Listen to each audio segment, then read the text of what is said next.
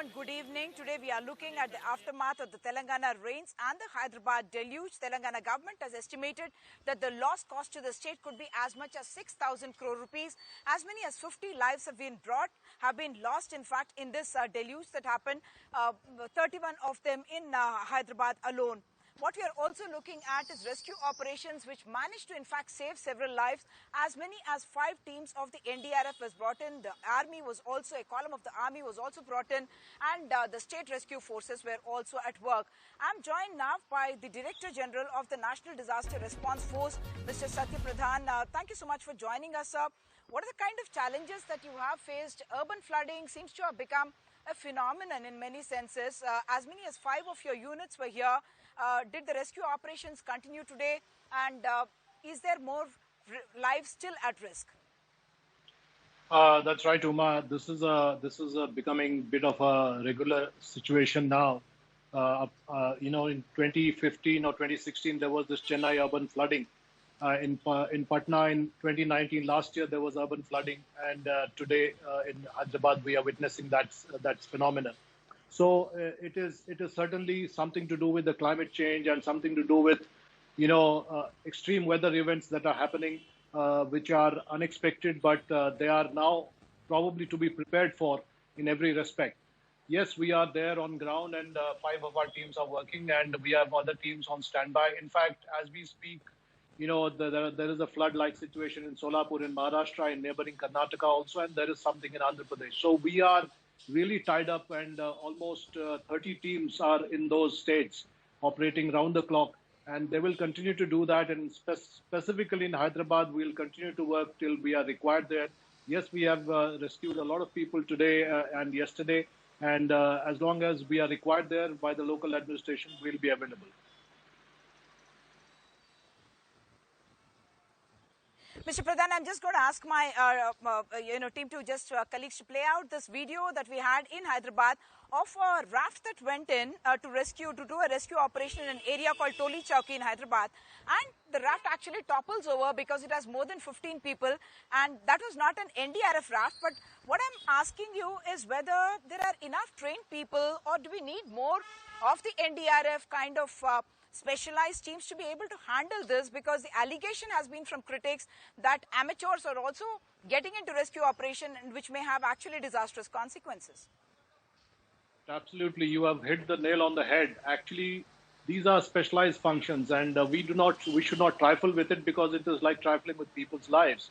And the National Disaster Management Guidelines, which have been issued by NDMA way back in 2009, enjoin upon the states to create their own SDRFs, and also train the communities and volunteers to be able to handle such situations.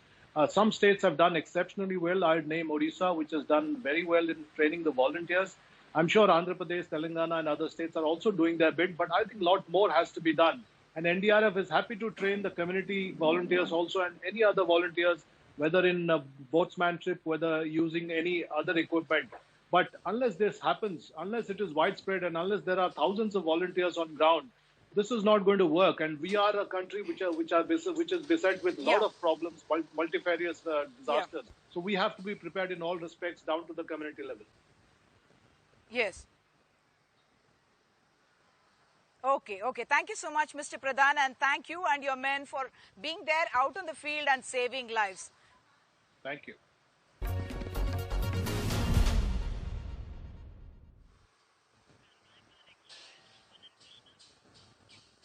Focus now on Hyderabad itself. What really has gone wrong with Hyderabad that one day of downpour, even if we are describing it as a 117-year high. The last time we are told it happened was in 1903, when in a single day in October, you had more than 20 centimeters of rain. That is, in fact, that figure is varied, 32 centimeters, you can argue. There have been lakes that are breached. I'm joined by Krishank from the ruling Telangana Rashtra Samiti and Dr. Shravan from the Congress. I'm going to go to Krishank first and ask him, are you going to just blame the rains for what has happened? Obviously, a lot of responsibility needs to be taken by government, because your government, in fact, after the last rains that happened, which flooded Hyderabad, had said that you're going to remove illegal encroachments, and whoever is the encroacher is going to be arrested. We saw no such arrest actually happening. Well, rather than going into reasons or blame game, putting it onto the rain, because everyone understands, Umaji, that it is unprecedented rain which has happened. But nevertheless, the exercises have begun. I mean, you've realized that much before these 48 hours, also, couple of weeks back, you've seen the enforcement directorate which were removing the encroachments. But the problem are legal tangles where people are going up and filing up cases in the court. So those things are pending. Equally, we are aftermath after the entire 48 hours. We've seen that how relief measures are being taken up by the DRF, municipal authorities, and in fact, the municipal minister himself is on the ground overseeing the entire relief measures. But the fact is, I mean, just not 24 hours. Yesterday, while the relief measures were going on, yesterday night again, suddenly there was a heavy rainfall. So those again kept the relief measures pending. So coming to the encroachments issue, Umaji, you know how difficult it has become with the Krishank, I'm going to encroachments stop you is. there. Actually, I'm going to go to Dr. Shravan right now to say blame it on rain is the stand that Krishank is taking on behalf of the ruling party and the government as well. Everyone knows that there are illegal encroachments. This is something that's not just the fault of the TRS government, which has been in power for, 6 years now, but this is something that's coming down so many years. So right now, just before the elections are due, your municipal elections in Hyderabad, your people are out on the roads and saying that because encroachments are not removed, nalas are not being revived and money is not being spent there, and therefore you are targeting the TRS government. How fair is that? Because when your government was in power as well, encroachments were not removed, neither were the stormwater drains renewed or repaired. Uma, first of all, let me thank you to have initiated to highlight the pathetic plight of Hyderabadis at this point of time, number one.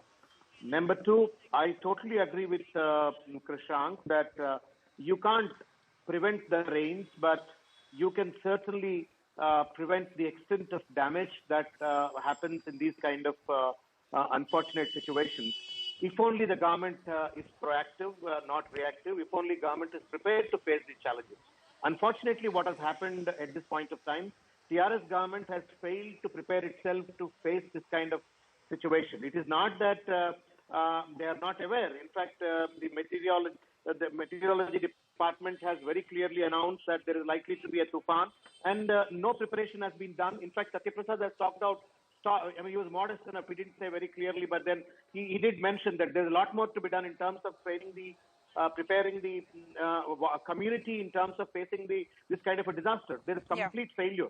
Today, you know, the review on today, you notice that, you know, there is not much of a rain today in Hyderabad, but this review is happening today.